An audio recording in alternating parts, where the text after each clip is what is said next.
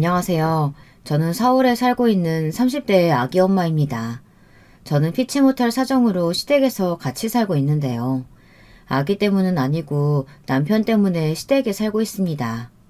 그런데 이번에 남편과 이혼을 하려고 소송을 하고 있는 중입니다.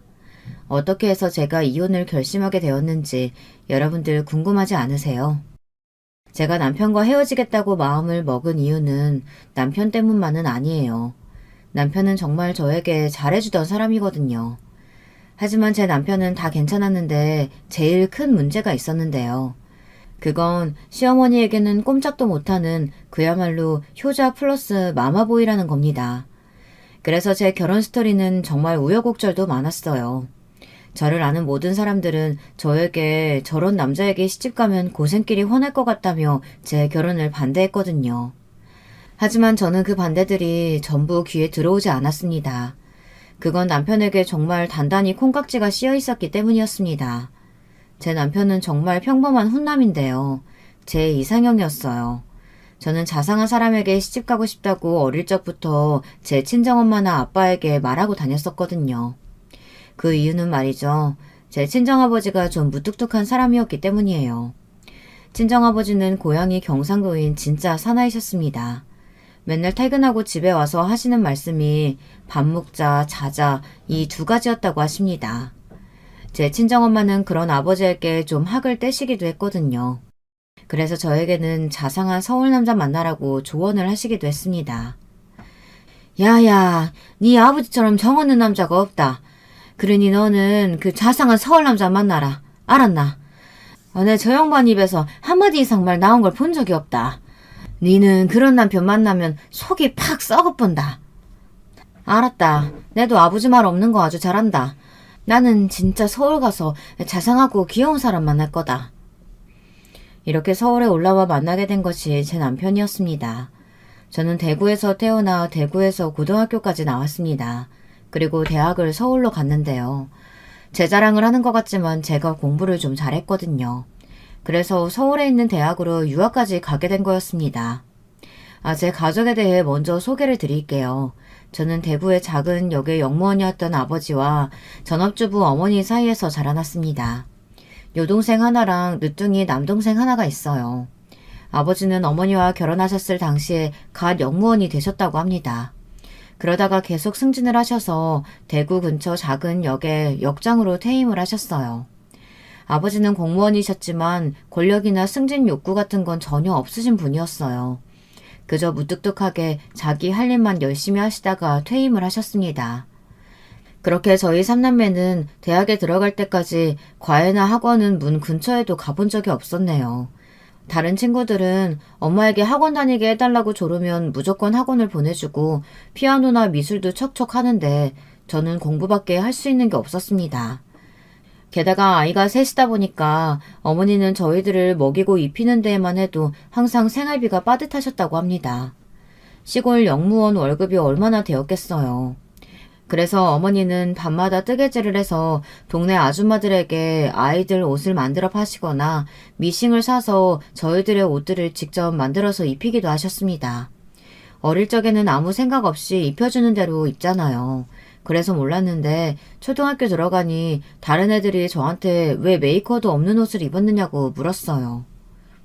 야, 미연아, 너 이상한 옷 입었네. 와, 네 옷은 맨날 한 가지 색으로 되어 있노.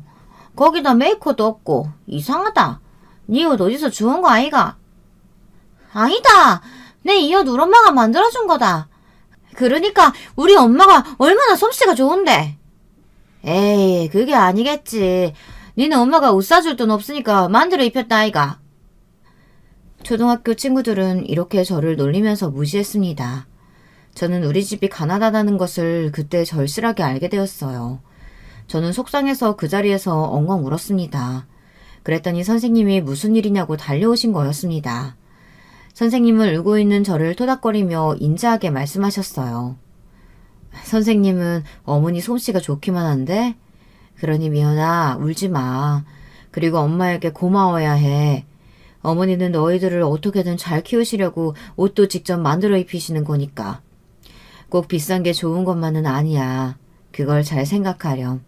앞으로 네가 살아갈 때 잊지 말아야 할 덕목이니까. 저는 선생님의 그 말씀이 아직도 기억이 납니다.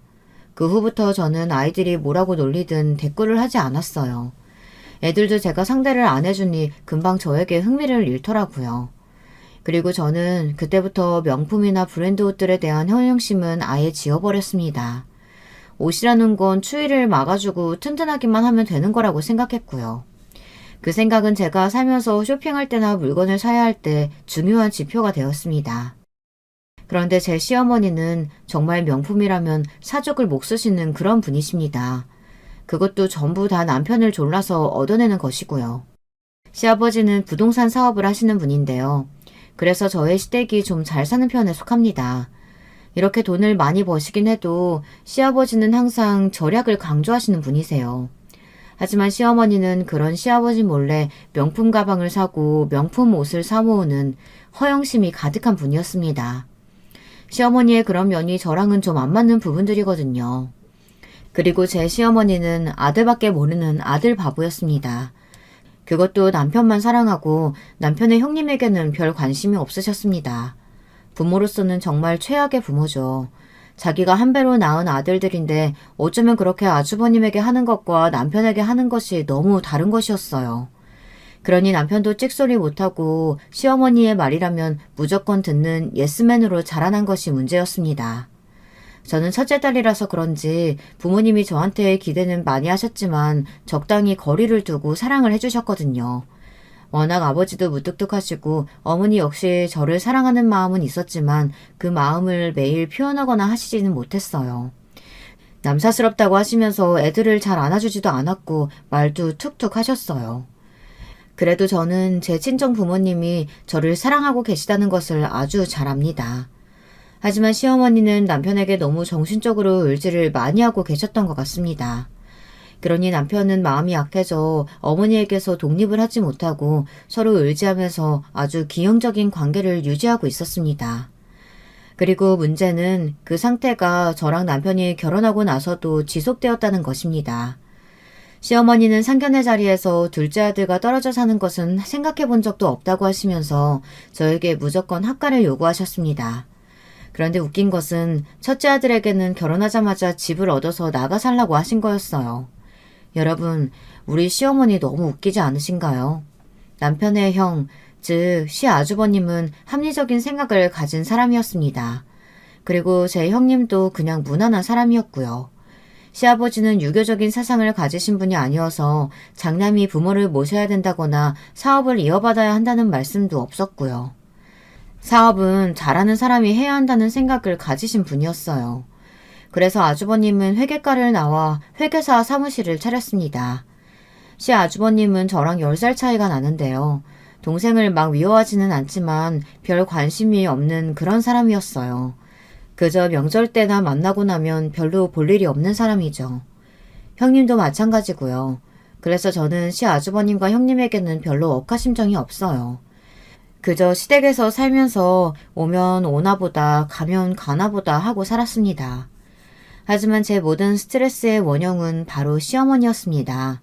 시어머니는 본인은 소녀 같다고 생각하시지만 정말 너무 나이에 맞지 않는 고집과 아집을 장착하고 계신 분이십니다.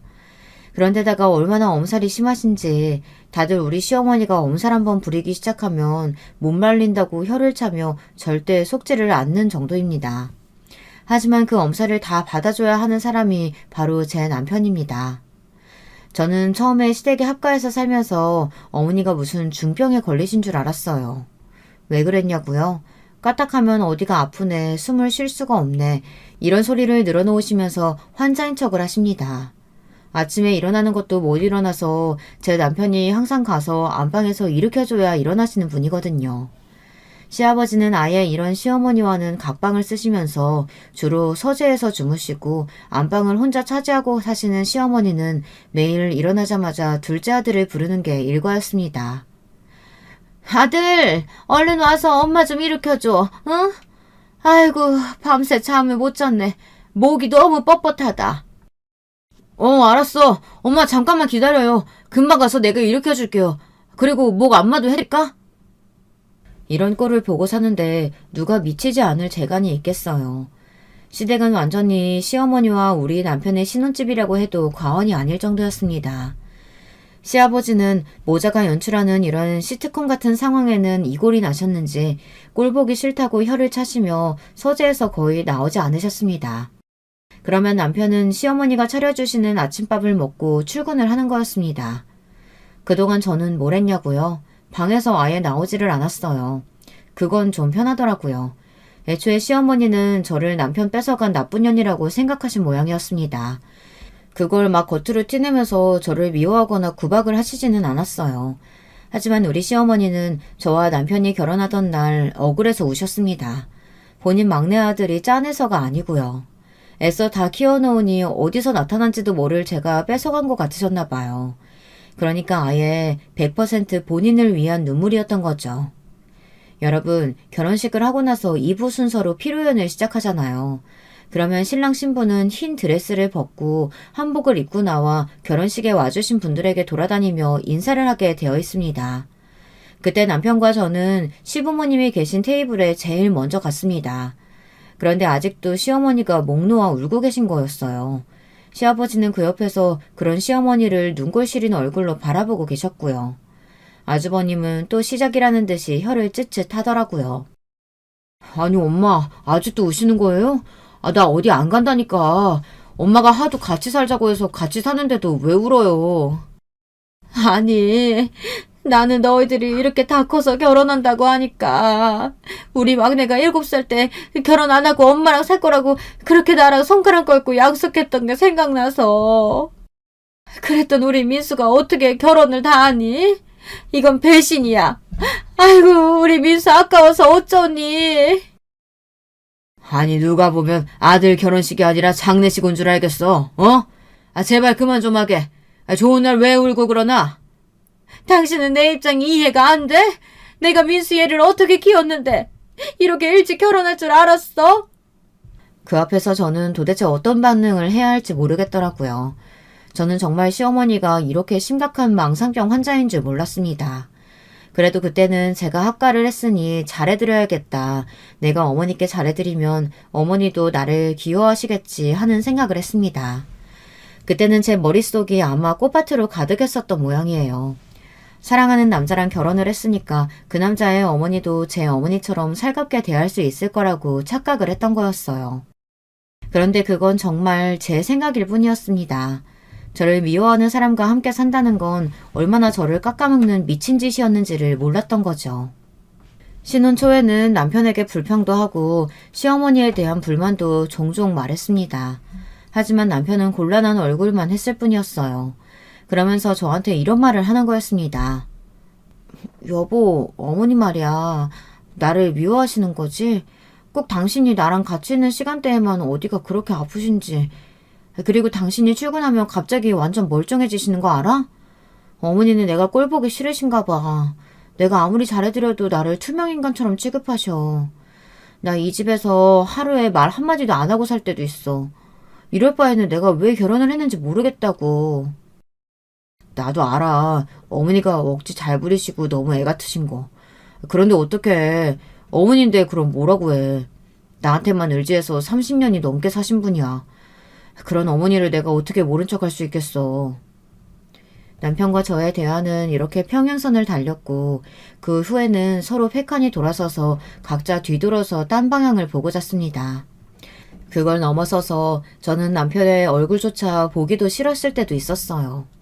저는 헌신짝처럼 버린 채로 시어머니와 웃고 떠드는 것을 보면 정말 저 사람이 내 남편이 맞는지 의심이 될 때도 있었어요. 특히 가족 여행을 가거나 쇼핑몰로 놀러 갔을 때 시어머니는 남편의 팔짱을 단단히 끼고 저는 거들떠보지도 않은 채로 성큼성큼 앞으로 나가셨습니다. 그러면 시아버지와 나머지 식구들은 얼굴이 벌개져서는 일행이 아닌 척 다니기도 했고요. 그런 상황이 되면 시아버지는 저에게 미안한 얼굴로 눈을 찡긋하셨어요. 우리 시어머니는 그만큼 아무도 못 말리는 분이었습니다. 시어머니는 막내 아들만 있으면 세상에 무서울 게 없는 그런 할머니였어요. 할머니지만 본인이 할머니란 소리를 듣는 것은 아주 끔찍히 싫어하시던 분이었죠. 아주버님이 결혼을 해서 저는 쌍둥이인 시조카들이 있었어요. 그런데도 시어머니는 그 애들을 데리고 놀아준다던가 어딜 데리고 가시는 걸 한 번도 본 적이 없습니다. 그렇게 조카 애들은 10살이 지났고요. 시어머니는 시조카들을 아기 때부터 안아주거나 봐준 적이 없다고 신혼 초에 형님이 그러시더라고요. 저기 동서, 내가 할 말이 있는데 말이야. 우리 시어머니한테 많은 걸 바라지 마. 우리 시어머니 말이야.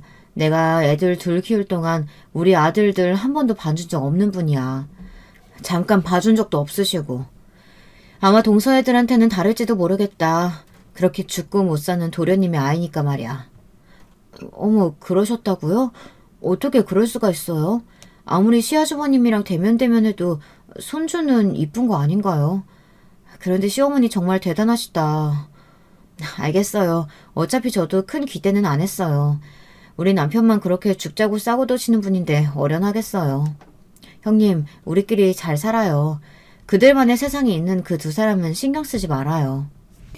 오죽하면 제가 이런 말을 다 했겠습니까? 여러분들도 뭔가 짐작하시는 것들이 좀 있으시겠죠. 정말 시어머니는 우리 남편을 무슨 애인처럼 착각하고 자랑하고 싶어하는 그런 망상병 환자였던 것이었습니다. 그런 것 때문에라도 시어머니는 피부과며 에스테틱에 월 100만 원, 각종 운동에 또 몇백만 원, 그리고 명품샵에서는 VVIP 고객일 정도로 돈을 펑펑 물쓰듯 쓰고 다녔던 겁니다.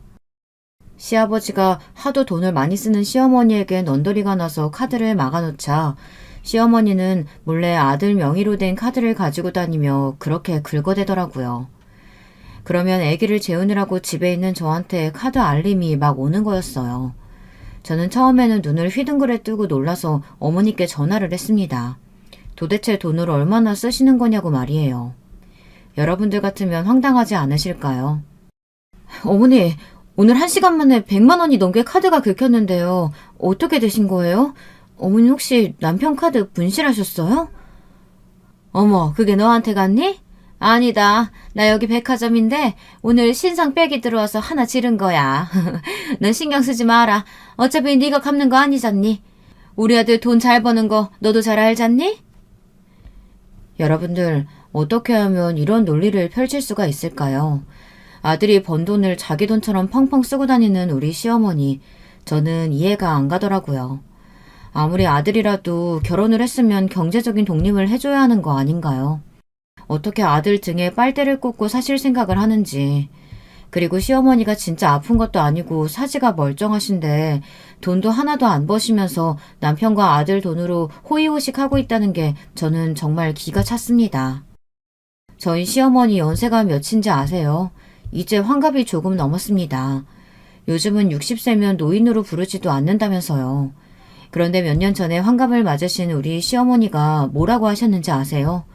세상에 남들도 하나도 안 하는 환갑잔치를 벌이고 싶다고 하시더라고요.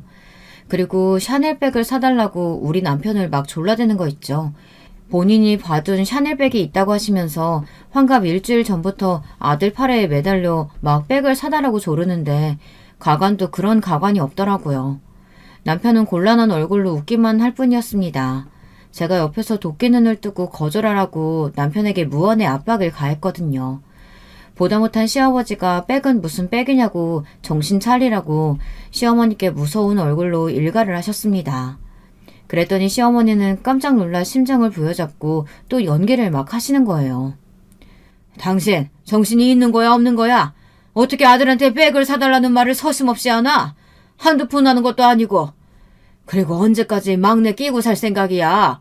우리 며느리 눈 밑에 다크서클 안 보여? 얘는 얼마나 황당하겠냐고. 당신 같은 미친 시어머니 두고 사는 게 쉬운 줄 알아? 에휴, 얼른 얘네들 분가시켜. 아유, 깜짝이야. 어떻게 당신은 집안에서 큰 소리를 치는 거유? 내가 귀가 먹었어? 소리를 지르게? 내가 왜 우리 아들이랑 떨어져 살아야 되는데? 야, 너 막내 며느리, 네가 말해봐라. 너 분가하고 싶니? 애꿎은 불똥이 저한테 떨어졌습니다. 저는 금방 대답을 못하고 있었어요. 당연히 그런 마음은 굴뚝 같았지만 제가 분가하고 싶다고 답하면 우리 시어머니 성질상 막도 울면서 아들을 찾아 돌아다닐 게 뻔했고 저는 시어머니의 그 꼬락서니를 보기 싫었거든요. 그러니 제 남편이 또 나서서 중재를 해야만 했습니다. 어머니, 저 어머니랑 같이 살아도 돼요. 불편한 거 없지, 당신도? 불편한 거, 없지. 여러분, 남편이 못돼 처먹은 게 뭐였는지 아시나요? 꼭 이렇게 제 의견을 안 물어보고 당신 불만 없지 하면서 이런 식으로 제 입을 확 막아놓는 거였습니다. 거기서 제가 뭐라고 할까요? 불편하다고 하면 또 시어머니를 저를 나쁜 며느리라고 모함하며 울고불고 난리를 칠 게 뻔한데요. 저는 그 상황 자체가 정말 불편했습니다. 제 탓이 아닌데 사달이 나고 집안에 분란이 일어나는 것이 제일 싫었습니다. 그래서 우리 아들을 낳을 때까지 그냥 참고 살았어요. 저는 남편을 밤에 같이 잘 때만 봤어도 아무렇지도 않았거든요.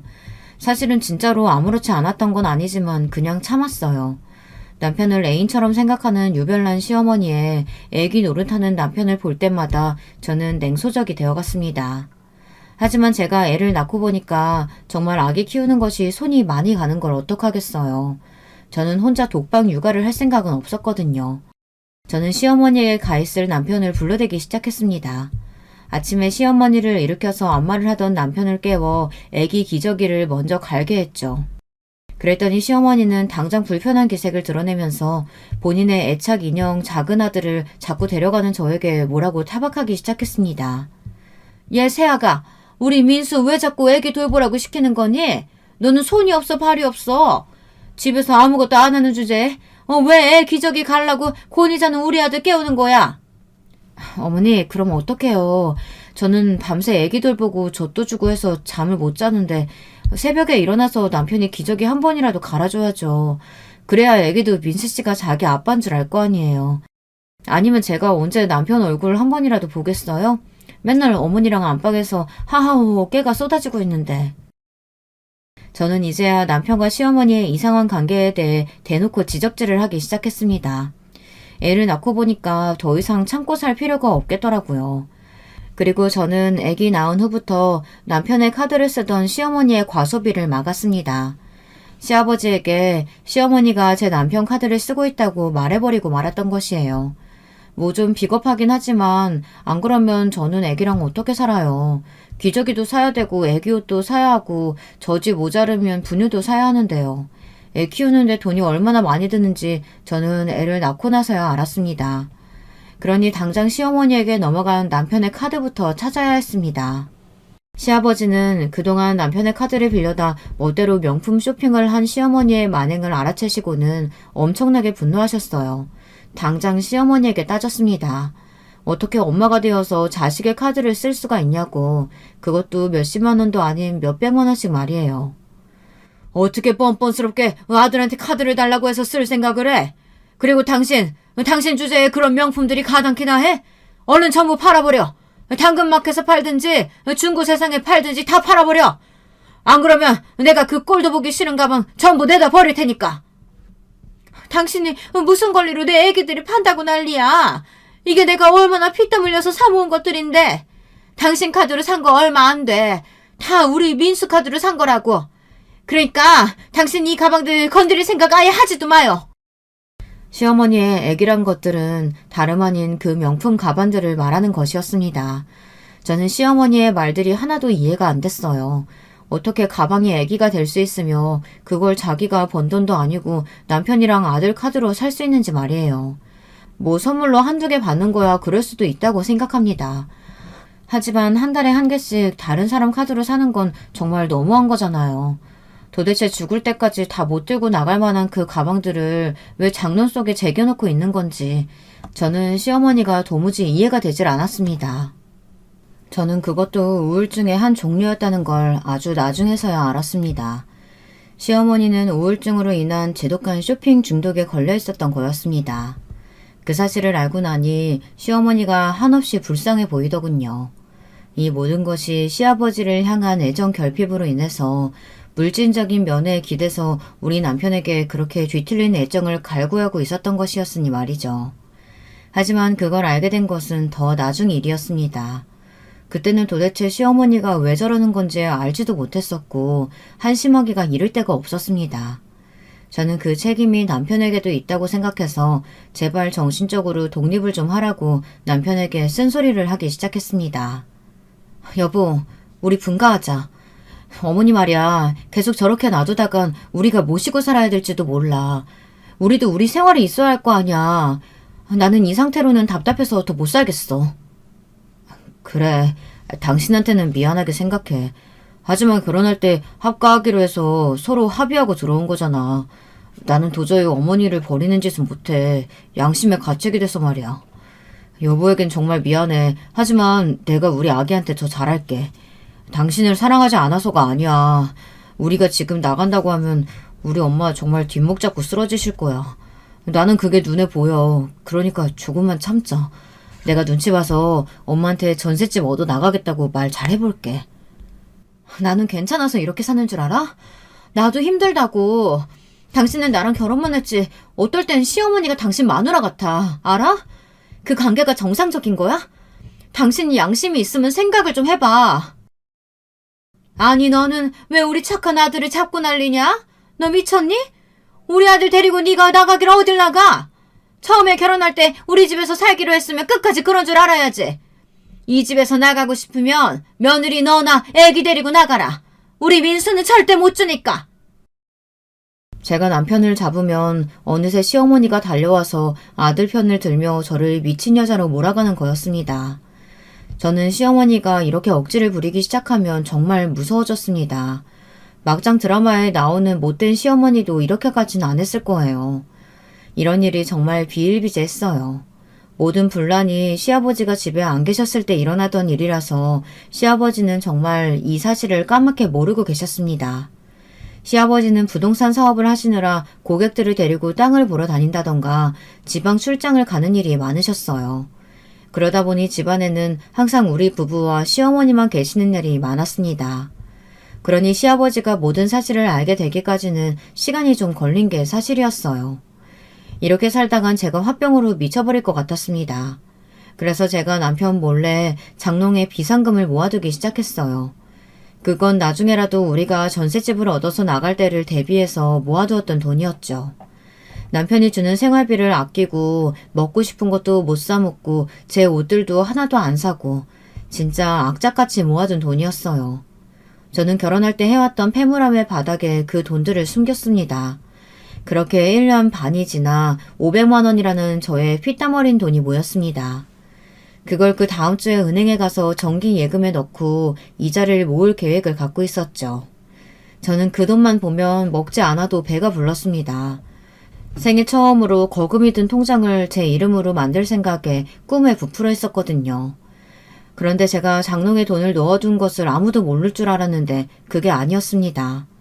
어느 날 저는 저녁에 그 돈이 잘 있는지 확인하려고 장롱을 뒤졌는데 아무리 뒤져도 그 폐물함이 보이지 않는 거였습니다.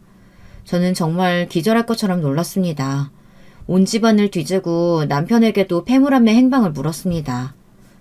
당신 혹시 내 장롱 속 뒤졌어? 아니, 왜 그래? 뭐 없어졌어? 이상하다. 내가 해온 나물 폐물상자 당신도 알잖아. 그게 통째로 없어졌어. 누가 가져갔나? 도둑 든 거 아니야? 어떡해. 나 거기 돈 좀 많이 넣어놨는데. 그게 정말이면 얼른 경찰에 신고하자. 어? 정신 차리고 그 폐물함 어떻게 생겼는지 알지? 그때였습니다. 시어머니가 우리 방에 쑥 들어오시더니 이렇게 말씀하시는 게 아니겠어요. 저는 정말 시어머니의 말을 듣고 어이가 없어 머릿속이 빙빙 돌더라고요. 글쎄 여러분들이 제 시어머니가 한 말을 상상이나 하실 수 있을까요? 예선이야, 그 폐물함 내가 쓸 일 있어 가져갔다. 네 시아버지는 돈 한 푼도 안 주고 카드도 뺏어가고 네 남편 카드도 네가 뺏어갔잖니? 그러니까 내가 우리 애기를 살 수가 있어야지. 그래서 네 폐물함 좀 빌렸어. 그 안에 마침 딱 500만 원이 있지 뭐니? 어머님, 그건 어떻게 하셨어요? 그 안에 500만 원 들어있던 거 어머니가 어떻게 아셨냐고요? 혹시 어머니 그 돈 가져가서 그놈의 망을 빽 사신 거예요? 제가 화가 나서 부들부들 떨며 물었더니 시어머니는 미간을 찌푸리면서 아무렇지 않게 대답을 하시는 거였습니다. 저는 그 대답을 듣고 정말 시어머니를 한 대 때리고 싶어졌습니다. 내가 받은 샤넬 신상백이 딱 마침 500만 원이더라. 그거 원래 세일도 안 하는 건데 마침 어제부터 백화점에서 세일을 하더라고. 그래서 내가 네 장롱 속에서 찾아서 이 핸드백 사왔잖니. 어때? 나한테 딱이지? 엄마, 아무리 백이 갖고 싶어도 그럼 나한테 얘기를 하지. 우리 와이프 돈에 손을 대면 어떡해요. 남편은 사색이 된 제 얼굴을 보고 무언가 불길한 기운을 느꼈는지 안절부절 못하면서 양심적으로 그날은 제 시어머니 편을 안 들더라고요. 그래도 그 사람이 무슨 힘이 있겠습니까? 그 마음 약한 사람은 제 돈 500만 원이 없었으면 그 백을 남편 카드로 할부로라도 질러줄 사람이었습니다. 저는 너무 화가 나서 시어머니를 향해 삿대질을 하며 이성을 잃고 고래고래 소리를 질렀습니다. 어머니, 미치신 거 아니에요? 그거 엄연히 제 폐물함인데 어떻게 거기다 손을 대실 수가 있어요? 이건 엄연히 절도라고요, 어머니. 절도! 아니, 절도라니? 내가 내 며느리 비상금 좀 갖다가 썩기로 서니? 누가 뭐라고 한다는 거냐? 갚아주면 될 거 아니야? 네, 참 치사해서. 아니지. 갚긴 내가 왜 갚아? 며칠이면 내 생일인데 그까지 500만 원 내 샤넬백 생일 선물로 준 셈 치면 되지. 뭐라고요? 그게 왜 생일 선물이에요? 갈치지. 제가 왜 어머니 생일에 500만 원짜리 백을 해줘요? 어머니는 제가 시댁에서 들어와서 사는 동안 선물 한번 해준 적이나 있으세요? 제 생일이 언젠지는 아시고요? 다 됐고요. 그 백 당장 물러서 제 돈 갚으세요. 아니면 진짜 어머니 신고당할 줄 아세요. 아이고, 그래, 무섭다, 무서워. 신고는 무슨, 아무 말도 못하는 년이 말만 저러지. 나 백 자랑했으니까 이만 들어간다. 저는 분하고 억울해서 울면서 있는 대로 소리를 질렀습니다. 시어머니는 제가 길길이 날뛰는 모습을 보시고 저한테 미쳤다면서 혀를 차며 안방으로 들어가시려고 했어요. 남편은 똥 마려운 강아지처럼 저와 시어머니 사이에서 어쩔 줄 몰라 하고 있었고요. 저는 방으로 들어가려는 그 미친 시어머니의 손에서 샤넬백을 뺏어들고 가위를 잡았습니다. 그리고 시어머니가 아타는 사이에 그 망할 가방을 갈기갈기 오리고 찢어놨습니다. 그랬더니 시어머니는 눈이 경악으로 커지면서 스르르 주저하는 것이었어요. 누가 보면 진짜 가방에 애기라도 되는 줄 알겠어요. 이 미친년아! 왜 우리 애기를! 이게 얼마나 비싼 건데! 한정판이야! 다시는 수입도 안 되는 거라고! 너 정말 돌아도 단단히 돌았구나! 아이고, 며느리란 년이요. 시어머니 백은 못 사줄 망정 내가 산 걸 이렇게 다 해코지를 해놓다니. 네, 저 어머니 때문에 돌았어요. 지금 화가 나서 미치고 팔짝 뛸 지경이에요. 어떻게 저한테 이래요? 어머니가 지금까지 해준 게 뭐가 있다고 내 돈을 가지고 당당하게 백을 사냐고요. 당신도 마찬가지야. 어떻게 어머니가 나를 이렇게 우습게 볼 때까지 보고만 있어? 당신은 왜 나랑 결혼했어? 이렇게 나를 쓰레기 같은 감정에 내몰려고 결혼한 거야? 왜 아무 말도 못해? 입이 있으면 둘 다 말 좀 해봐! 시어머니는 갑자기 미친 듯이 제 머리채를 잡아당기셨어요. 저는 시어머니의 손아귀에 질질 이끌려 이리저리 끌려다니며 아프다고 소리를 질렀습니다. 몇 분 만에 겨우 어머니 손아귀에서 빠져나와 정신을 차려보니 어머니는 싹둑 잘려진 가방을 끌어안고 미친 듯이 오열을 하고 있었습니다. 저는 너무나도 화가 치밀어서 그런 미친 시어머니의 뺨을 한 대 쫙 갈겼습니다. 어머니, 정신 차려요. 그거 어머니 애기 아니에요. 그리고 어머니, 이제 절도죄로 고소당할 줄 아세요. 어머니 때문에 저는 민수 씨랑도 이혼할 거니까요. 우리 애는 제가 데리고 가요. 이런 미친 집안에 한시라도 갇혀있고 싶지 않아요. 그 후에 저는 펑펑 울면서 우리 방으로 들어가서 되는 대로 캐리어에 짐을 싸가지고 우리 아들을 업고 무작정 시댁 집을 나왔습니다. 제 남편은 급하게 저를 따라 나와 제 팔목을 잡았습니다. 그리고 화가 난 저에게 울면서 네가 참으라고, 시어머니가 어른이니 이겨먹으려 들지 말고 그냥 참아라, 이런 개소리를 하는 겁니다. 그래도 어머니 뺨 때린 건 사과해야지. 잘못했다고 빌자. 이자료도 들어가서 어머니께 잘못했다고 하면 내가 500만 원 대출받아서라도 네 통장에 채워줄게. 저는 이런 남편놈의 답답한 소리를 듣자 더 열이 받아버렸어요. 등에 업은 아기는 울고 있고 남편은 시어머니한테 사과하라면서 제 마음을 몰라주고 있잖아요. 저는 정말 그날 실신을 하지 않은 게 용할 지경이었습니다. 저는 답답한 소리를 하는 남편의 뺨도 짝소리나게 갈겨버렸습니다. 그랬더니 차라리 속이 시원하더라고요. 저는 어안이 벙벙한 채로 저를 쳐다보는 남편의 면상에 대고 이렇게 소리를 쳤습니다. 너도 마찬가지야. 네가 시어머니 버릇 다 망쳐놓는 못된 자식이라고. 시어머니가 잘못한 게 있으면 따끔하게 이야기를 해야지. 그걸 네 엄마라고 편들어주고 앉았니? 너랑 네 엄마 둘 다 제정신 아니야. 그러니까 니네 엄마랑 둘이 손잡고 정신병원에나 가봐. 우리 아들 이런 미친 집안에 놔둘 수 없어. 이제 이혼이야. 난 그래도 네가 정상인인 것 같으면 내 편 들어줄 줄 알았어. 그런데 넌 끝까지 시어머니 편이구나. 이제 됐어. 우리는 여기까지인 것 같다. 너 같은 새끼는 그냥 네 엄마랑 둘이 살아야 하는 종자야. 다음에 또 재혼해서 다른 여자 등쳐먹을 생각하지 말고 니네 엄마나 잘 모셔. 이 개새끼야. 저는 그동안 남편한테 하고 싶었던 말을 속사포처럼 쏟아내놓고는 남편이 멍하니 있는 틈을 타서 도망치듯 택시를 타고 친정으로 가버렸습니다. 우리 아들을 그 집안에서 키웠다간 정말 남편처럼 될까봐 덜컥 겁이 났습니다. 그래도 아직 아기니까 남편이 없어도 제가 취직만 하면 우리 아들 하나쯤은 먹이고 입히고 살 수 있을 거라고 생각했어요. 그리고 당연히 지저분한 소송을 해서라도 양육비는 받아내고 말 겁니다. 그동안 제가 시어머니에게 당한 게 있는데 어떻게 위자료 한 푼 없이 나갈 수 있겠어요. 친정에 돌아오니 정말 마음이 편해지면서 눈물이 하염없이 쏟아지는 것이었습니다. 친정엄마는 제가 큰 가방을 끌고 울면서 애를 업고 들어오는 것을 보자 무슨 일이냐고 물으시면서도 눈을 휘둥그레 뜨셨어요. 저는 오늘 일어난 일을 친정엄마께 모두 말씀드렸습니다. 그랬더니 우리 친정 부모님 두 분 다 화가 나서 어쩔 줄을 모르시더라고요. 어떻게 합가했다고 며느리 돈을 훔쳐다가 백을 살 생각을 하냐고, 부모가 아니라 철없는 망나니 딸 같다고 말이에요. 아니 친딸이라도 그런 간 큰 짓거리는 못할 거라고 하며 시어머니를 고소해야겠다고 하시더라고요. 저는 드디어 제 편이 생긴 것 같아 더 서럽게 울어버리고 말았습니다.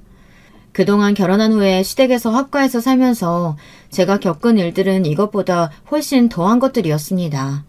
그나마 제가 지금은 많이 순화해서 말씀드린 것이었어요. 물론 제 이혼 변호사에겐 하나도 빠짐없이 전부 말했죠. 제 하소연을 듣던 이혼 변호사 역시 기가 막혀서 입을 딱 벌리고 할 말을 잃었다고 하시더군요. 자기가 그동안 들어본 사건 중에 탑 3급에 드는 미친 시어머니라고 말이죠.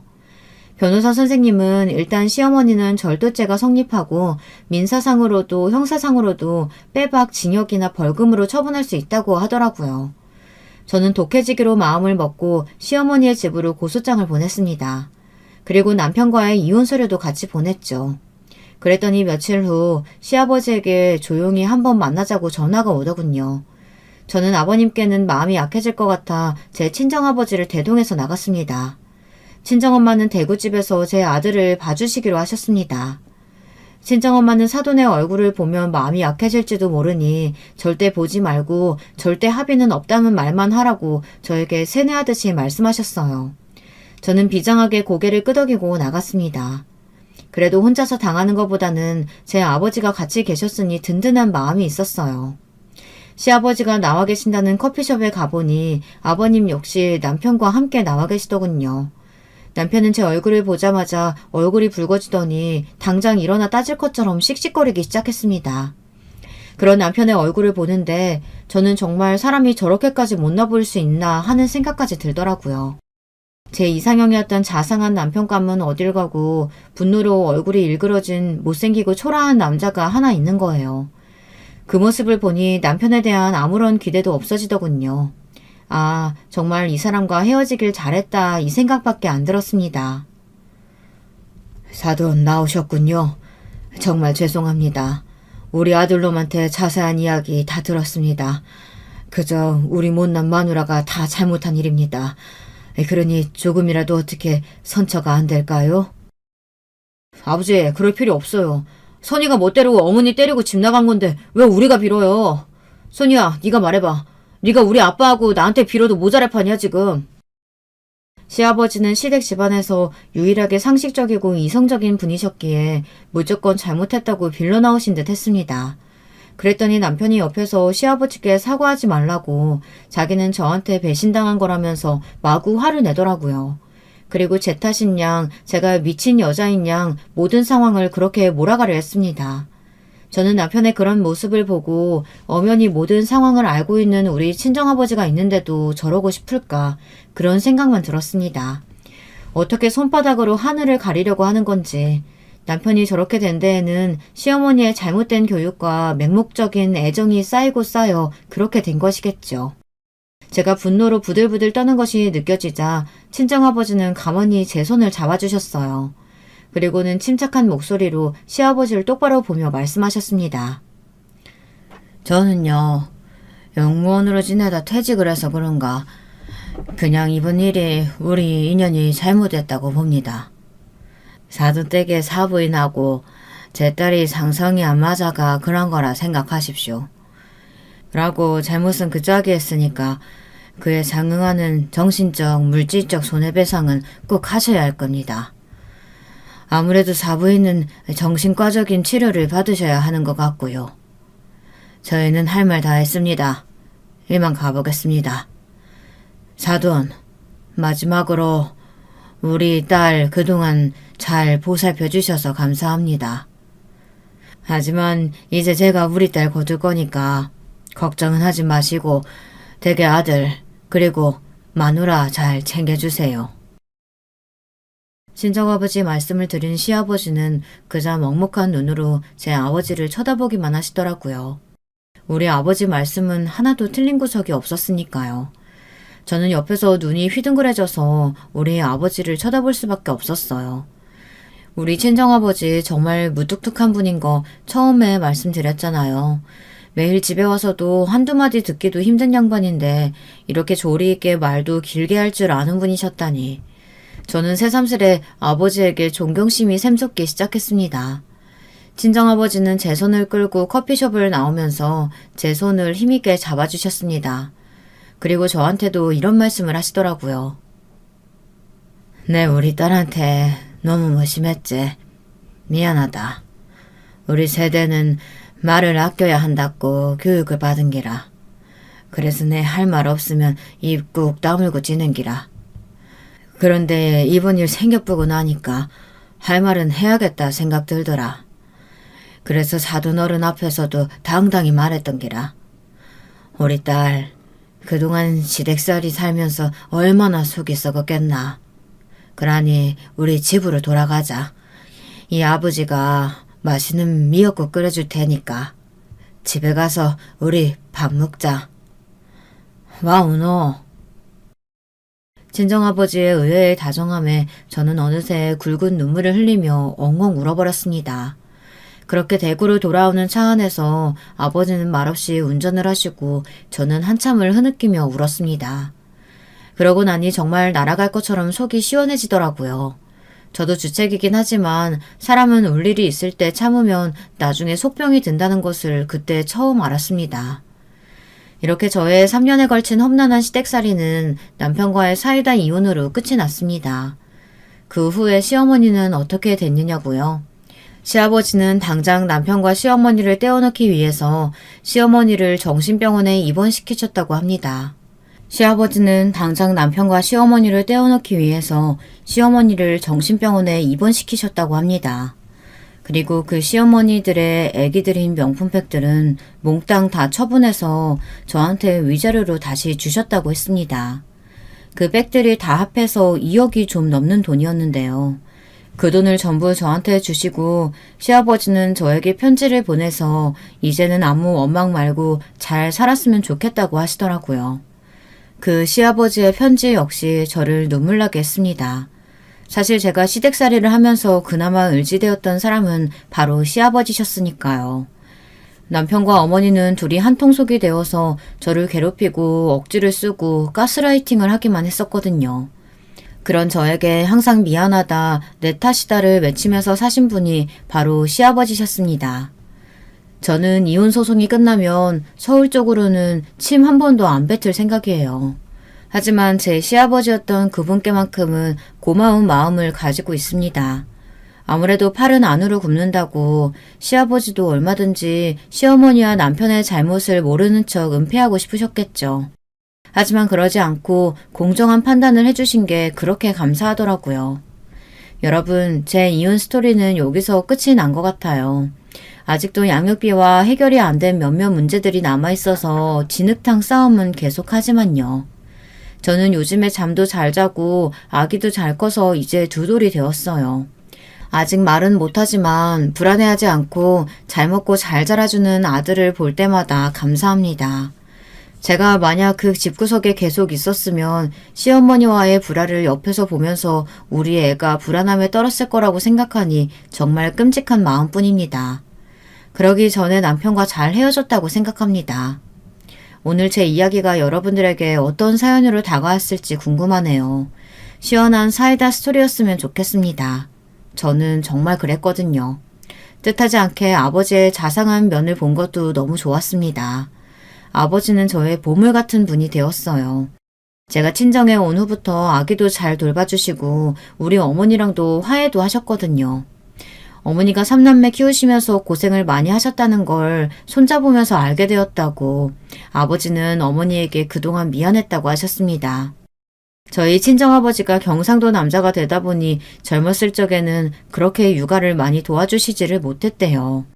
하지만 요즘은 허리가 아프신 어머니 대신 밥도 잘하시고 주민센터에서 개최하는 요리 아카데미에 다니시면서 국가 반찬 만들기도 이제 거의 달인이 되셨어요.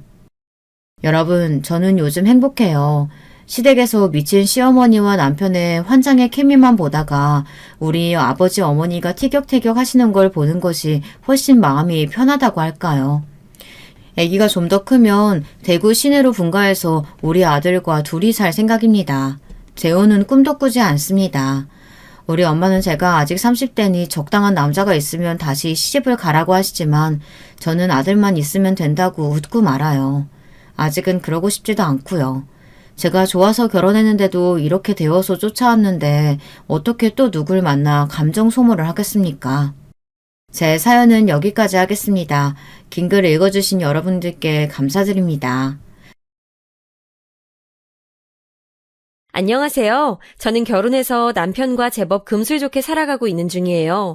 원래는 어린 나이에 제가 한번 결혼을 할 뻔했었는데 상대방한테 사기를 당했었어요. 저한테 이름도 나이도 속였던 사람이었죠. 하마터면 결혼까지 갈 뻔했었으나 파혼된 계기가 아주 웃겼어요. 무엇 때문이었냐면요. 그 상대방이 경찰에 잡혀가서 그랬답니다. 다른 사람들의 등쳐먹는 짓을 많이도 하고 살았더군요. 그때 저는 난생 두 번째로 경찰서에 가서 이것저것 조사까지 받았었네요. 만약 그때 상대방이 경찰에 잡혀 들어가지 않았다면 제가 어떻게 됐을지도 모를 일이었죠. 상대는 전문 사기 조직원의 일원인 것 같았으니까요. 저는 어쩌면 영화에서나 볼 법한 끔찍한 범죄의 피해자로 생을 마감했을지도 몰라요. 그 정도로 그 상대방은 저에게 모든 걸 속였어요. 치밀하게 말이죠. 지금에야 허탈하게 웃으면서 회상하지만 그땐 진짜 머리가 어떻게 되는 줄 알았어요. 1년 이상 만났던 남자였고 결혼까지 약속한 상태였는데 상대방의 모든 게 가짜였다니요? 세상이 저를 상대로 농간을 부린다고 생각이 들었더랬죠. 솔직히 그때의 심정은 콱 죽어버릴까 싶었던 것 같아요. 사회생활 경력도 사람을 만나보고 겪었던 경험도 적었던 저였기에 저 스스로가 너무 나약하고 바보처럼 느껴졌어요. 세상이 무섭더라고요. 사람 만나는 것이 꺼려졌어요. 하지만 삶을 그렇다고 포기하기엔 제 나이 24이라는 젊음이 아까웠네요. 저를 감쪽같이 속였던 그 정신나간 사기꾼한테 대었던 후유증으로 남자를 다시 만나긴 쉽지 않았어요.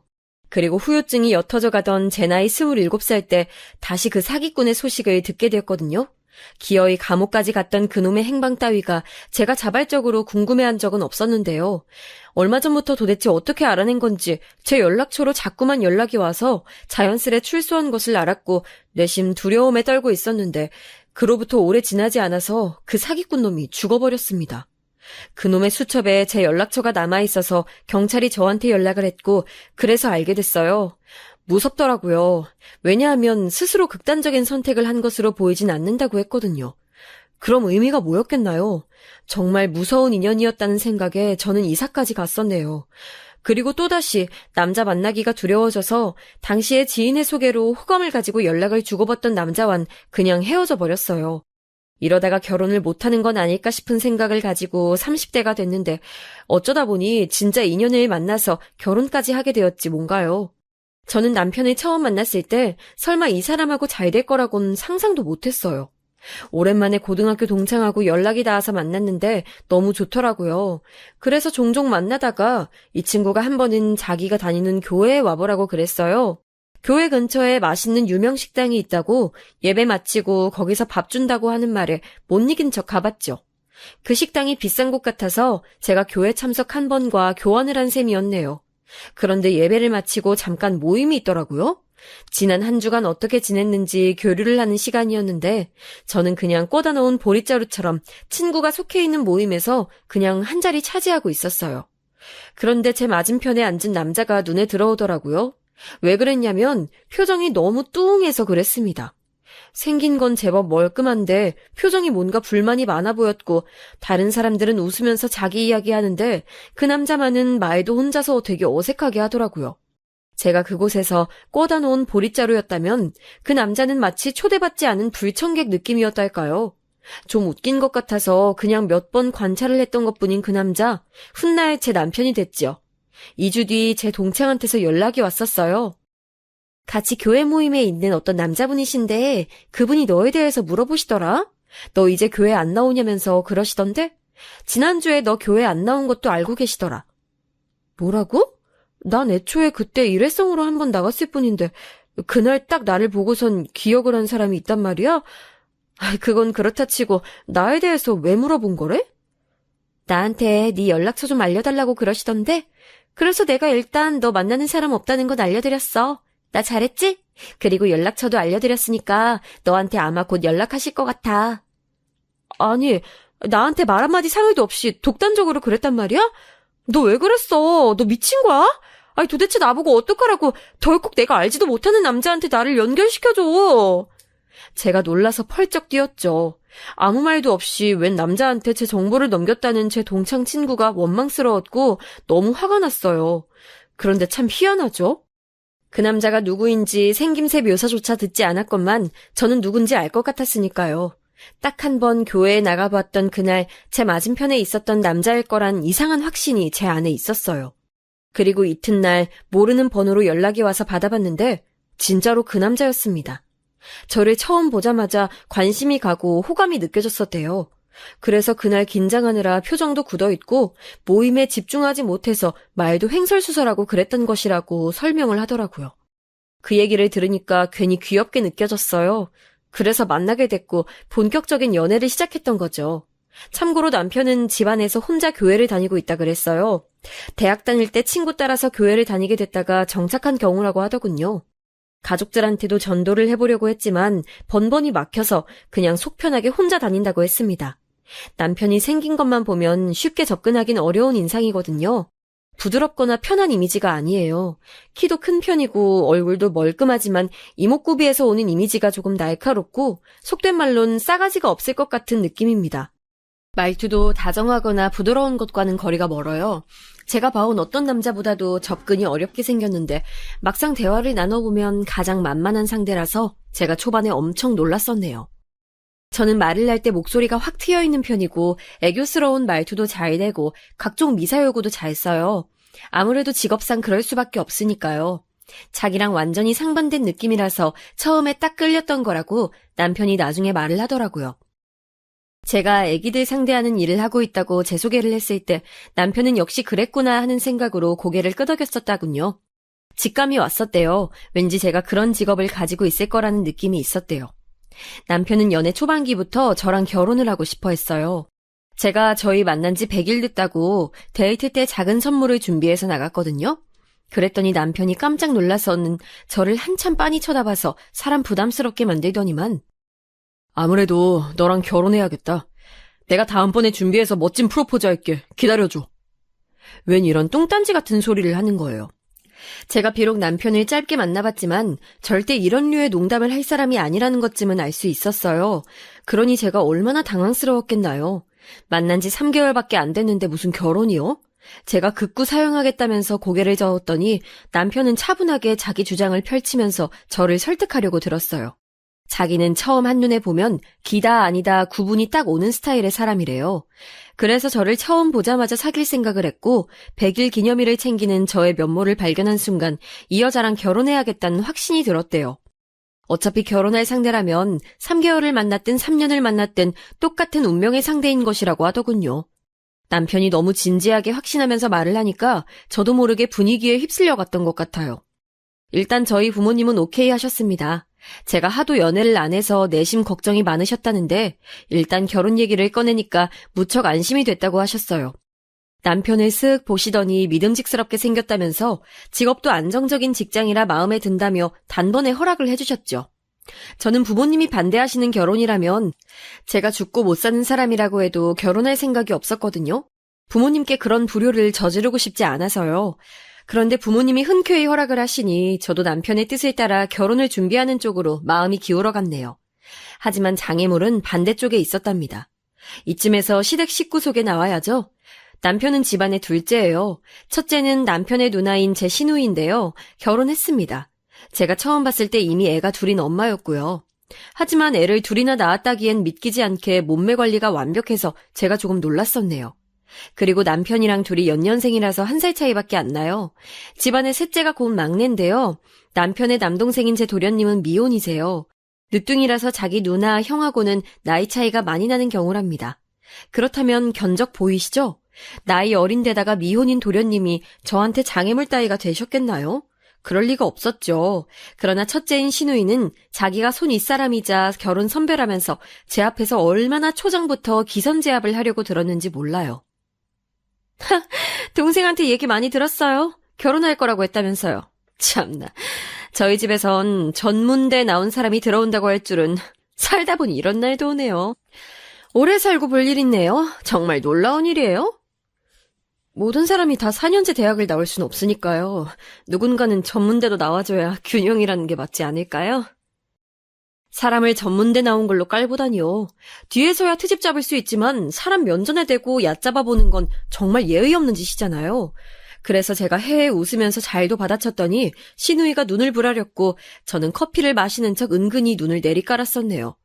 저도 성질 있고 대꾸할 수 있는 입이 있지만 너무 처음부터 드세게 받아치면 나중에 역효과가 나올까봐 어느 정도는 참자는 작전이었답니다. 그 균형을 저는 굳이 저희 집 사람이 맞춰야 한다고 생각하지 않는 사람이에요. 제 동생이 저랑 치고받고 싸우면서 큰지라 솔직히 엄청 애틋한 남매 사이는 아니거든요. 재미 하나 없고 저희 집 막내처럼 애교가 있는 녀석도 아니라서요. 그래도 제 동생이라 당연히 누나로서 아끼고 위하는 마음이 커요. 그렇기 때문에 이 결혼이 무척 아쉬운 거고요.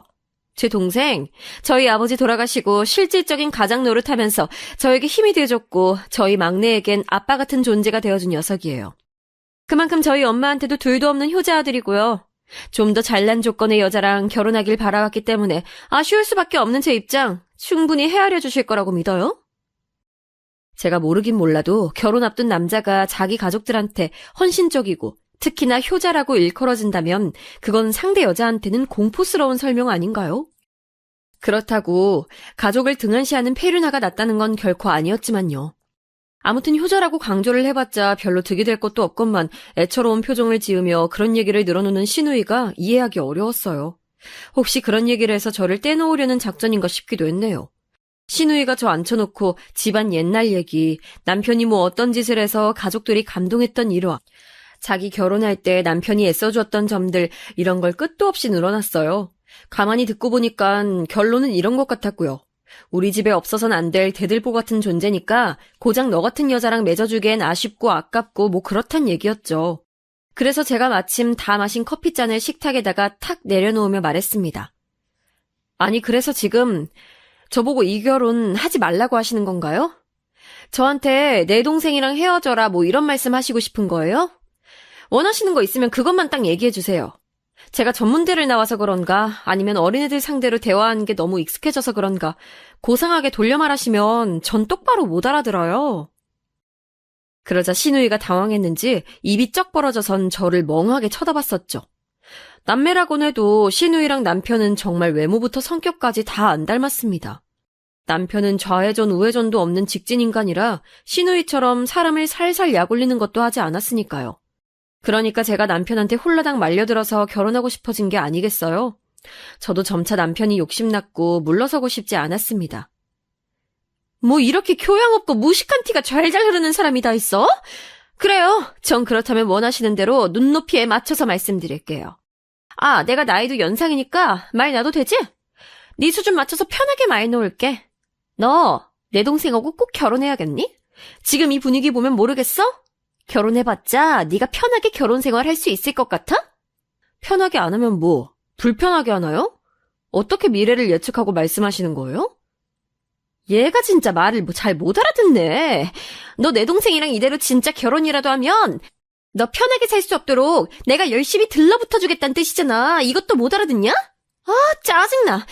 내 동생 녀석은 직업도 탄탄하면서 왜 이딴 여자한테 코 걷겠냐고. 글쎄요. 그건 저도 잘 모르겠어서 아직 미스터리로 남아있어요. 제가 동생분하고 꼭 결혼해서 그 이유를 밝혀내드리든지 할게요. 아, 시간이 너무 지체된 것 같아서 그럼 전 이만? 제가 과장스럽게 예의 차리고 일어났더니 시누이가 열받아서 거의 꾀꼬닥하려고 했었죠. 저는 그걸 못 본 척하고 자리를 떴었답니다. 시누이가 남편하고 정말 외모가 안 닮았거든요. 눈, 코, 입이 다 달라요. 그런데 사람에게서 풍기는 그 묘한 이미지는 닮았어요. 이게 뭐냐면 인상이 좀 다가가기 힘든 느낌이에요. 시누이는 남편보다 한술 더 떠서 진짜 싸가지 밥 말아먹게 생겼습니다. 남편은 껍데기만 그렇고 속은 만만한 느낌이라면 시누이는 껍데기랑 속이 무라일체인 경우였죠. 아무튼 시누이는 자기가 워낙 강력한 캐릭터니까 생긴 인상도 흐릿하고 말투도 제잘제잘거리는 저 따위는 한입거리도 안 되는 사냥감이라 생각했었을 거예요. 하지만 그건 오판이었죠. 저를 이겨먹으려면 시누이 정도의 내공으론 불가능했으니까요. 시누이가 저 때문에 열받아서 미치려고 하자 시댁의 최종 보스가 등장했어요. 당연히 두말할 것도 없이 그분은 시어머니셨죠. 발톱 어쩌고 수술을 받으시느라 잠시 부재 중이셨던 시어머니께서 돌아오셨고 본격적으로 감히 내 큰아들을 채가려는 자격미달의 여자인 저를 처치하려고 드셨습니다. 그 낌새를 눈치챈 저는 남편에게 미션을 내렸어요. 자기야, 어머님 이기고 와. 나랑 언제든지 결혼해도 좋다는 어머님의 시원한 허락을 받아온다면 그럼 내가 결혼해줄게. 그런데 지지부진한 결과물을 들고 온다면 난 이 결혼 안 해. 교회도 같이 안 다녀줄 거야. 결과는 어떻게 됐을까요?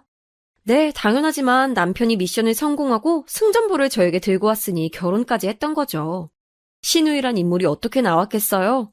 보고 자란 게 있으니까 그렇게 컸겠죠? 바로 자기 엄마요. 역시나 시어머니께서는 만만치 않은 분이셨답니다. 제 배경을 비롯한 제 모든 조건이 마음에 안 든다고 하셨어요. 돌아가신 시아버지까지 들먹이시면서 그 양반이 살아있었으면 이 결혼에 회의적인 반응을 보였을 게 분명하다는 등 저를 앞에 앉혀놓고 괜히 그런 소리나 하시더라고요. 그래서 제가 또 헤헤 웃으면서 눈치 없는 척 말씀드렸죠. 아, 근데 이미 돌아가셨잖아요. 자리에 없으신 분의 뜻을 궁금해하시는 건 의미 없지 않을까요? 남은 사람들끼리 잘 살면 될 것 같아요. 그렇지 않으세요? 그러자 시어머니께서 화를 참으시느라 콧구멍을 벌렁벌렁거리시는 게 다 보이더라고요. 애써 못 본 척하면서 고개를 돌렸었네요. 솔직히 시댁의 실세들이 반대한다는데 어느 여자가 그 결혼을 기꺼워하겠나요? 그럼에도 제가 결혼을 하고 싶었던 건 정말 솔직히 말해서 냉정하게 제 조건으로 다시는 남편 같은 남자를 만나기란 어려울 것 같았어요. 특히나 결혼 상대라면 더더욱이요. 또 시누이가 괘씸하기도 했거든요. 왜냐하면 시누이의 남편인 제 시매부 되시는 분께서는 벌이가 그저 그런 분이셨더라고요. 게다가 시누이는 자기 시댁을 좀 챙기면서 살아야 하는 처지 같았고요. 그래서 시누이는 남편이 자기 애들한테 용돈 잘 찔러주고 이것저것 많이 챙겨주길 원하는 사람이었어요. 남편한테 빨대 꽂았던 것이죠. 그리고 이 빨대 크기를 애들 커가는 것에 맞춰서 늘려갈 요량이었는데 제가 등장한 겁니다. 결혼하게 됐으니 이제 남편은 자기가 꾸릴 가정에만 집중하게 생겼죠. 시누이로서는 비상이었던 거예요. 게다가 제 집안 배경이 형편없다는 건 뭘 의미했겠어요? 제가 돈이 없어서 남편이 혼자 결혼 비용을 열심히 부담해야 한다는 얘기니까 시누이는 자기가 더 이상 돈을 뜯어먹을 수 없겠구나 싶어졌던 것입니다. 그러니까 여러모로 제가 싫었던 거예요. 만약 제가 학력이 어떻든 직업이 어떻든 간에 집에 돈만 많았어도 시누이는 저를 쌍수들고 환영했을걸요? 그래서 너무 괘씸한 듯 느껴졌어요. 자기 동생한테 빨대 못 꽂게 되었다고 저를 쳐내려고 했던 것이니까요. 더더욱 결혼하고 싶어졌어요. 시누이가 제가 돈 없는 여자라서 싫어한 것이라면 시어머니께서는 제 집안 수준이 낮아서 꺼려진다 하셨어요. 저희 엄마가 식당 일을 하신다는 걸 듣고는 낯빛이 확 바뀌셨을 정도였죠. 그 연세에 식당에서 주방 일을 하신다고? 듣기만 해도 구질구질해서 머리가 다 아파오네. 나한테 그런 세상은 완전히 다른 세상 이야기인데 식당 일을 10년 넘게 하셨다니 아유 이걸 나 어떻게 받아들여야 하나. 갑자기 두통이 일어나신다면서 시어머니께서 머리를 붙잡으셨을 때 제가 또 해맑게 조언을 드렸었죠. 고민되시면 그냥 좋게 받아들여주시면 감사할 것 같아요. 그럼 마음 편하시잖아요. 그랬더니 시어머니께서는 버럭하시면서 저를 혼내셨죠. 없이 사는 집안 주제에 그걸 부끄러이 여기지는 못할 망정 뭐가 그렇게 당당하냐면서 저한테 엄청 잔소리하셨어요. 저는 울상인 척하면서 고개를 주걱거렸지만 실상은 전혀 타격이 없었답니다. 무슨 공격을 하든 제가 왜 타격을 입지 않았냐고요? 그 해답은 제 과거에 달려 있었죠. 제가 정신 나간 무서운 사기꾼 만나서 곤혹스러웠던 이야기는 앞에서 말씀드렸죠. 우선 이것 때문에 웬만한 사건들은 놀랍지도 않게 받아들일 수 있도록 변한 것 같아요. 일상에서 자잘한 일을 겪어도 옛날에 그 일에 비하자면 전혀 심각하지도 무섭지도 않으니까 그냥 아 그렇구나 하고 넘기는 모습이 저에게 생긴 것이었죠. 그 사기꾼 놈이 저에게 남긴 유일한 긍정적 요소랍니다. 더 훨씬 이전으로 가보자면 저는 고아원 출신이었어요. 지금은 다 보육원으로 부르지만 당시엔 제가 있었던 곳이 고아원인 곳으로 기억을 합니다. 고아원에서 오래 살진 않았어요. 제 나이 8살 때 지금의 부모님을 만났고요. 저를 입양해 주셔서 저는 부모님의 딸이 되었고 한 가족이 되었답니다. 저에겐 오빠와 언니가 있어요. 철이 다 들고 나서부터는 셋이 잘 지냈는데요. 그 이전엔 소리 없는 전쟁이었죠. 저만 일방적으로 당하는 전쟁이요. 오빠와 언니는 편을 먹고 저를 괴롭혔어요. 사소하게 약 올리고 못살게 구는 것은 그냥 예사였고요. 저는 오빠의 샌드백이라서 걸핏하면 얻어 터졌고 언니가 마음대로 가지고 노는 장난감이었기에 가위로 아무렇게나 머리칼을 잘린 적도 있었어요. 그리고선 두 사람은 저에게 만약 부모님한테 이른다면 너를 다시 갖다 버리라고 말씀을 드릴 거다라고 매번 저를 협박했습니다. 저는 가정이라는 울타리 밖으로 버림받고 싶지 않아서 꾹 참으면서 힘든 시간들을 버텨냈어요. 사실 한 집에 사는데 부모님이라고 그 사실을 모르셨을까요? 어느 정도는 아셨어요. 하지만 당신들의 친자식들을 위해서 묵인하셨던 것이죠. 그렇게 해야 아이들끼리 진심으로 잘 섞여 들어갈 거라고 믿으셨대요. 당신들이 개입하면 새 아이들의 관계가 영영 어그러질까봐 그게 걱정되셔서 가만히 두셨대요. 나중에 들은 걸로는 아무튼 그랬다고 하시더라고요. 제가 당한 괴롭힘의 진짜 수위를 아셨다면 부모님이 당장 끼어드셨겠죠. 하지만 그 정도일 거라고는 상상도 못하셨기에 방관을 하셨던 거예요. 저를 완전히 굴복시키고자 했던 오빠와 언니에겐 미안하게도 저에게는 타고난 독종 기질이라는 게 있었던 것 같아요. 두 사람이 저를 밟으면 밟을수록 저는 수그러들기보다는 꿋꿋해졌죠. 시간이 좀 지나면서 그래도 점차 융합되기 시작했어요. 저희 집은 원래 잘 살았습니다. 가난했다면 이미 애가 둘이나 있는데 또 하나를 입양하지도 않았겠죠? 그렇기에 오빠와 언니가 고아 주제에 우리 집으로 와서 따뜻한 밥 먹고 좋은 옷 입는다며 짜증을 냈었던 건데요. 정말 가슴 아프게도 저희 집의 경제적인 평탄함은 오래가지 못했어요. 제가 중학교 1학년 때 가세가 확 기울어져 버렸죠. 오빠는 고등학생이었고 언니는 중학교 3학년인 때였네요. 이때 처음으로 입양된 이후로 느껴본 적 없는 강한 두려움이 들었어요. 이 정도로 집이 어려워져서 작은 집으로 이사까지 가는 상황이라면 부모님이 진짜로 저를 버리시는 건 아닐까 하는 짐작이 들었기 때문이었죠. 갖고 싶은 거 절대 말하지 않았습니다. 모든 욕구를 다 참았고요. 민폐 안 끼치는 걸 보여드리려고 정말 많이 애썼던 것 같아요. 집에선 그래서 밥도 많이 안 먹었어요. 학교 급식에서 미친 듯이 많이 먹었고 집에선 먹는 것도 자제했습니다. 공부를 열심히 해야겠다는 판단이 선 것까진 좋았는데 머리가 안 따라주더라고요. 성적만큼 욕심이 안 나와서 속으로 많이 방황했어요. 그런데 생각지도 못하게 이런 어려운 시기를 거치면서 부모님과 가까워졌어요. 힘든 시간을 버티면서 애틋함이 솟아났었나 봐요. 부모님이 저를 버리시지 않을 거라는 확신이 그제서야, 그때가 되어서야 비로소 생겼답니다. 진심으로 저를 딸로 생각하고 계신다는 것을 알자 마음이 편해졌어요. 언니랑도 함께 사춘기를 나면서 같이 고민을 나눈 사이가 되었고요. 저 고등학교 때 오빠가 아르바이트 월급 받았다면서 저한테 용돈 주더니 이걸로 문제집 사고 매점에서 과자 사 먹으라고 했을 때 그제서야 오빠도 진짜 가족처럼 여겨지게 됐고요. 오빠한텐 말 안 했었지만 저 오빠가 그때 줬던 돈을 한참 못 썼어요. 처음으로 오빠한테 받아봤던 돈이라 쓰기가 아까웠거든요. 영어 사전 가운데에 그 돈을 끼워서 고이고이 간직했다가 괜히 지치고 힘든 날이 오면 그걸 펼쳐서 확인해봤어요. 그러면 입가에 미소가 지어졌죠. 어렸을 때는 오빠랑 언니가 저를 언젠가는 정말 처리해버리는 게 아닐까 하는 망상을 많이 했었고, 나중에 자라면 오빠랑 언니한테 멋지게 복수하겠다는 미래를 꿈꿨었는데, 셋이 정말로 남매가 되어 잘 지내게 될 줄은 몰랐었죠. 사람 관계란 어떻게 흘러갈지 모르는 것이더라고요. 물론 제가 6년 넘게 지독히도 시달리면서도 크게 내색 한 번 안 하고 독하게 그 집에서 버텼던 게 가장 유효했지만요. 게다가 제 직업이 뭔지 혹시 유추 가능하신가요? 유치원 교사랍니다. 제가 아이들을 너무 사랑해서 그 직업을 가지게 된 건 아니었고요. 진짜 어쩌다가 보니까 그렇게 길이 열려서 흘러들어가고 말았어요. 제 친구들 중에도 유치원 교사가 몇 명 있는데요. 원래 총 6명이 유치원 교사 모임이라서 같이 교류하는 사이였죠. 지역이 가까워서 정기적으로 만나서 저녁 먹었고요. 초반엔 참 좋았는데요. 몇 년 사이에 4명이 증발했어요. 못해 먹겠다고 하면서 사라져버렸죠. 4명 중에서 2명은 개 같은 원장 죽이고 나도 지옥 가고 싶은데 그럴 용기가 없어서 유치원을 그만둔다며 유치원 원장 탓을 하더니 영영 그 일을 때려쳤고요. 또 나머지 2명은 내가 애들을 보려고 일을 하는 것인지 애엄마들을 상대하려고 일을 하는 것인지 모르겠다며 일에 굉장한 회의감을 가지더니 고민 끝에 역시나 영영 그 일을 때려치웠어요. 저 말고 나머지 1명은 일찍 결혼했는데 그 신랑이란 사람이 빚이 좀 있어요. 여차저차해서 아무튼 돈 때문에 일을 한시도 쉴 수 없는 모양이었죠. 더럽고 치사해도 돈 때문에 붙어있는다고 그랬으니까요. 그렇다면 6명 중 마지막 남은 저요. 저도 개 같은 원장 만났고 저럴 거면 애를 유치원에 당최 왜 보내는 건가 싶은 또라이 애엄마들도 많이 겪었어요.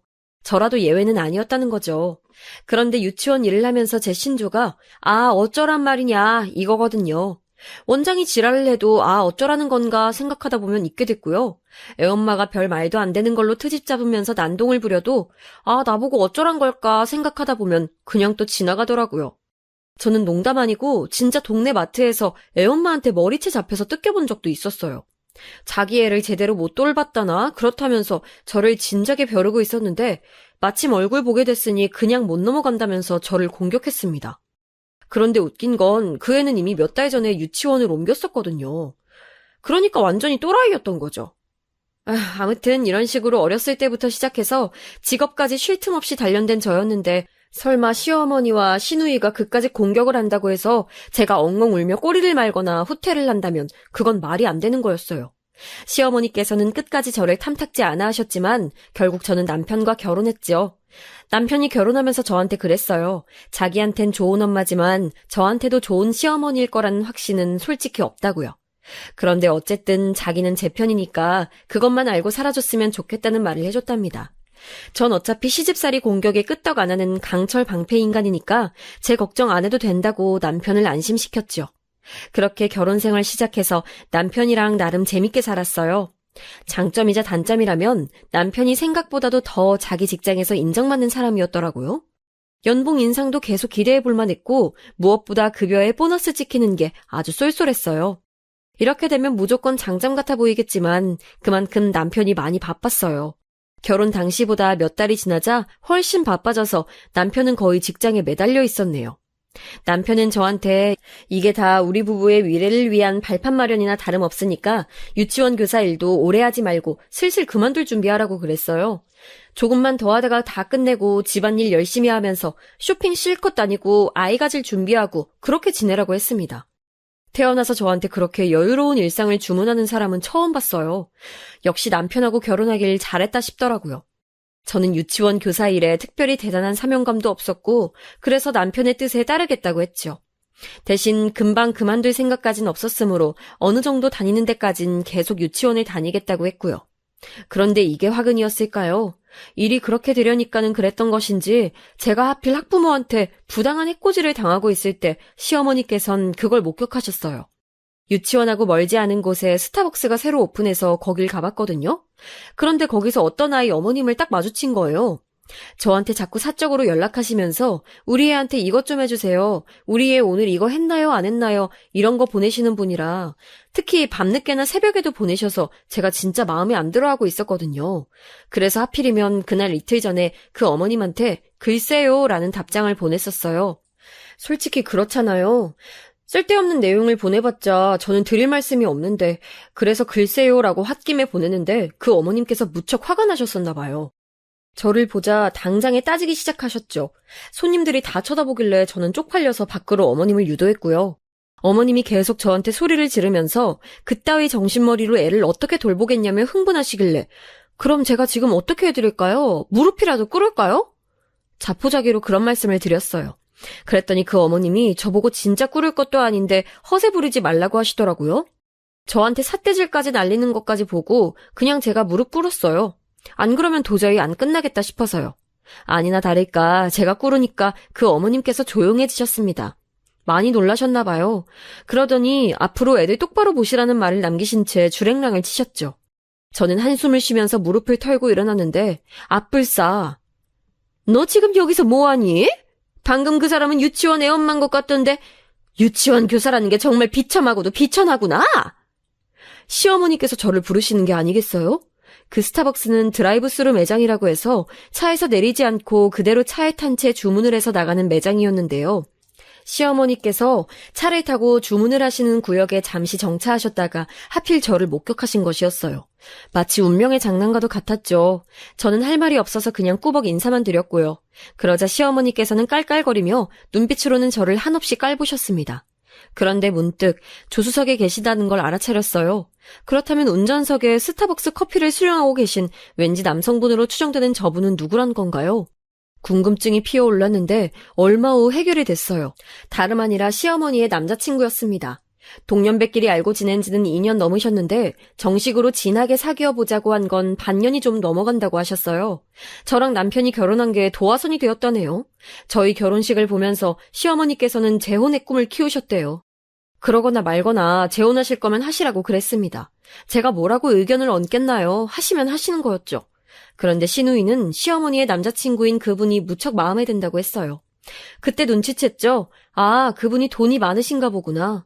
네, 역시나 재력가라고 하시더군요. 그리고 시어머니께서 연애만 이어가시는 게 아니라 굳이 결혼이라는 걸 하시겠다고 마음을 품으신 대목을 짚어보면서도 뭔가 느낌이 왔죠. 아, 그분이 고학력자이시겠구나. 네, 역시나 엘리트 집안이었고 그분의 아들 되시는 분은 명문대 교수라고 하셨어요. 시누이는 아주 신이 나가지고 시어머니와 작당을 하면서 재혼 성사에 열을 올렸죠. 도련님은 별로 관심 자체가 없어 보이셨고요. 남편은 한창 일이 또 바빠가지고 있을 때라서 신경 쓸 겨를이 없었네요. 저는 상황이 진행되어 가는 걸 보니까 시어머니께서 허락만 하신다면 저는 슬슬 끼고 싶었는데 거절당했어요. 저는 끼지 말라고 하시더라고요. 너는 유치원이나 나가서 애들 뒷바라지나 하고 애들 엄마 앞에서 무릎 꿇고 절이나 하려무나. 괜히 네 시애미가 잘나디 잘난 집안과 결합한다니까 콩고물 얻어먹을 거 있을까 싶어서 내 환심 사려고 기웃거리지 말고. 알았니? 난 네가 능력도 쥐뿔도 없는 주제에 내 아들 등골 빼먹으면서 사는 것만으로도 아주 치가 떨리고 이가 갈리는 사람이니까.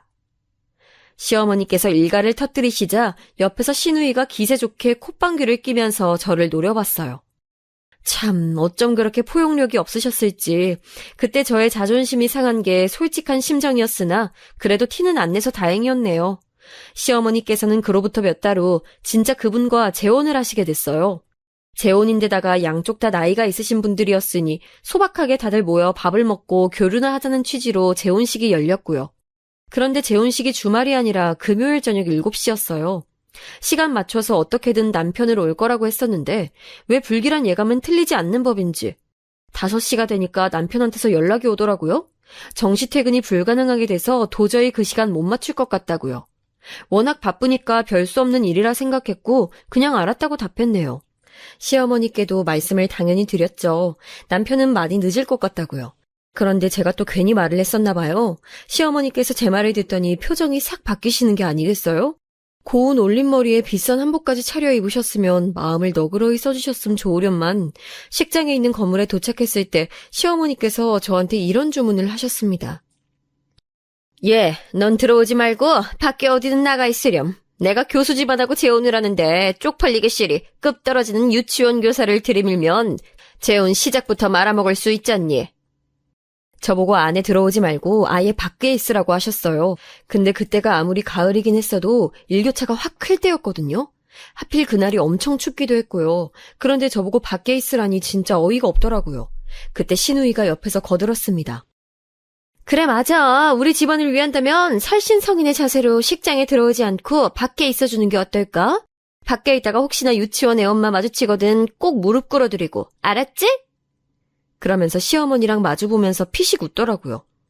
다 큰 어른들이 왜 사람한테 그런 모멸감을 안기면서 자기들끼리 키득키득거리는지 정말 황당해서 대꾸할 의지조차 잃어버렸어요.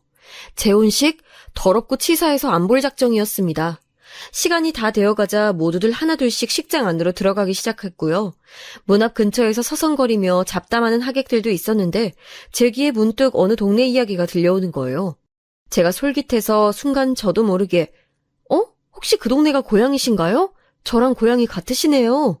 이렇게 외치고 말았어요. 그러자 담소를 놔두고 계셨던 두 분이 저를 대화에 끼워주셨어요. 전 그때 말씀드렸어요. 거기가 고향이라는 건 사실은 진짜 태어난 곳은 아닐 수도 있고 그냥 고아원 선생님이 알려주셨다고.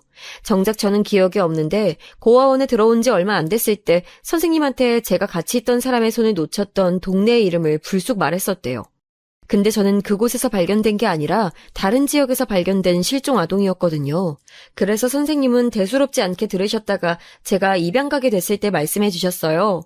제가 그런 말을 했던 적이 있었다고요. 어쩌면 단서가 될 수도 있는 것이었지만 저는 입양 간 집에서 사느라 정신없어서 다 잊어버리고 살았었죠. 그런 얘기들을 저도 모르게 그냥 술술 했었던 것 같아요. 근데 제가 말을 하던 동안 두 분이 고개를 갸웃갸웃하면서 들으시는 거예요. 그리고는 신기하다고 하셨어요.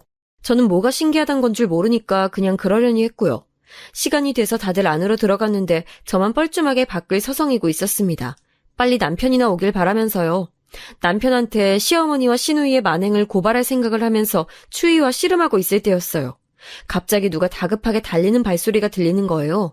방향을 보니까 식장 안에서 나온 것 같은데 멀끔하게 차려입으신 분은 제가 알기론 시어머니와 재혼하시는 분의 자제분이셨어요. 대학 교수라는 분이요. 그런데 그 교수분이 저랑 눈이 마주치자 놀란 표정으로 아예 제 쪽으로 오시더라고요. 더 놀라운 건 교수분의 뒤로 몇 명 사람이 더 보였다는 거예요. 상대 측 하객들이었는데 이게 뭔 일인가 싶어서 저는 의아했거든요. 그런데 교수분이 저한테 다가오더니 저기 갑작스레 죄송하지만 제가 뒷목 좀 확인할 수 있겠습니까? 떨리는 목소리로 이런 황당한 요구를 하셨어요. 제가 냉큼 뒤돌아서 목을 보여드릴 리가 만무했죠. 머뭇거리는 저를 보시더니 교수분께서는 간절하게 말씀하셨어요. 혹시 점이 있는지 보고 싶어서 그런다고요. 그래서 제가 말씀드렸죠. 제가 뒷목에 점 3개가 나란히 있긴 한데요. 설마 이게 궁금하신 건 아니겠죠? 이럴 수가! 잃어버렸던 정수기를 내가 여기서 찾았구나! 교수분이 외치시는 것에 제가 화들짝 놀라고 말았어요. 갑자기 버럭 외치시더니 다리에 힘이 풀리셨는지 주저앉기까지 하셨어요. 뒤따라오셨던 분들도 전부 놀란 눈으로 저를 보셨고요. 진짜로 점이 3개 있냐는 질문들이 날아들길래 저는 영문은 모르지만 왠지 제가 고아인 것과 관련이 있을지도 모른다는 직감으로 제 뒷목을 보여드렸어요. 왕점 3개가 같이 있어서 제 콤플렉스인데 빼기 귀찮아서 그냥 살았거든요. 근데 이게 그렇게 사람들을 울릴 줄은 몰랐네요. 교수분께서는 우시면서도 저에게 실종 당시 이야기, 고아원 이야기, 입양 이야기 등을 다 물어보셨어요. 저는 얼떨결에 답변을 드렸죠. 이윽고 시어머니와 재혼하시는 분도 모습을 드러내셨어요. 현장을 보시곤 감을 잡으신 모양이었죠. 정숙이? 그럼 이분이 우리 아들이 옛날에 잃어버리고 평생 죄책감에 한이 맺혀 살아온 그 정숙이란 말인가? 그분이 놀라서 그렇게 말씀하시는데 그 뒤로 보이는 시어머니의 표정엔 경악만이 담겨있는 게 보이더군요.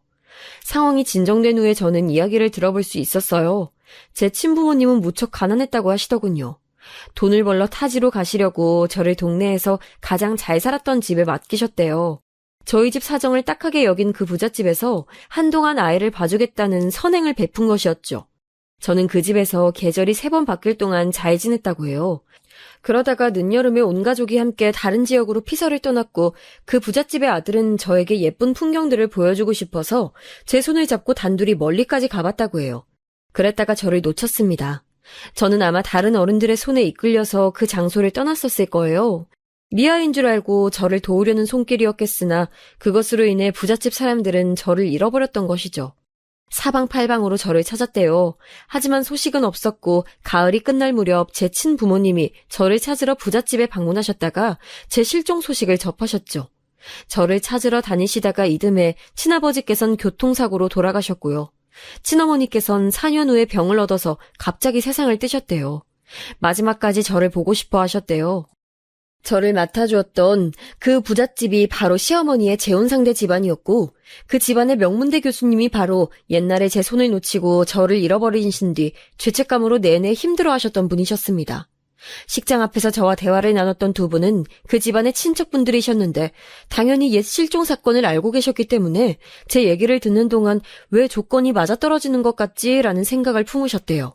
그래서 식장 안에서 교수분께 슬쩍 제 이야기를 전했던 것이죠. 결과는 제가 그토록 그 집안 사람들이 찾아 헤맸던 정수기가 맞는 것으로 드러났고요. 제가 살아온 이름은 완전히 다른 이름이었기에 어색했지만 저를 부르짖으며 이제라도 속죄하게 돼서 다행이라며 우시는 분들을 보니까 마음 한구석이 울컥하더라고요. 늦게 도착한 남편은 이게 다 무슨 상황이냐며 어리둥절했어요.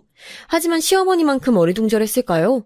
저는 본능적으로 제가 우위를 점하고 있음을 알았답니다. 어머님, 제 생각엔 어머님의 잘난 유치원 교사 며느리가요, 입 한 번 뻥끗 하는 걸로 어머님의 재혼을 없던 일로 되돌릴 수 있는 능력을 지닌 것 같아요. 이걸 어떡하죠? 시어머니께서는 아연실색하셨죠. 우선 제 존재의 등장으로 인해 시어머니의 정식 재혼은 잠시 미뤄지는 걸로 가닥이 잡혔어요. 법적으로 부부가 되는 건 멀고도 멀었단 얘기였죠. 저는 이미 그 집안의 수양딸로 등극을 해버렸고요. 저한테 정식으로 재산 떼어주겠다고 하시네요. 제 과거가 밝혀지자 저희 부모님, 오빠, 언니 모두 난리였고요. 시어머니와 시누이는 제 앞에서 입을 꾹 다물고 지내세요. 괜히 쓸데없는 말실수라도 해서 제 심기를 거스르니 차라리 입을 다무는 편을 택하셨나 봐요. 기억에서 가물가물한 저의 옛 과거가 현재의 저를 뒤흔들 줄은 저도 몰랐고 아직 실감이 안 나기도 하지만 앞으로 제가 이 상황을 현명하게 잘 끌어나가야겠죠.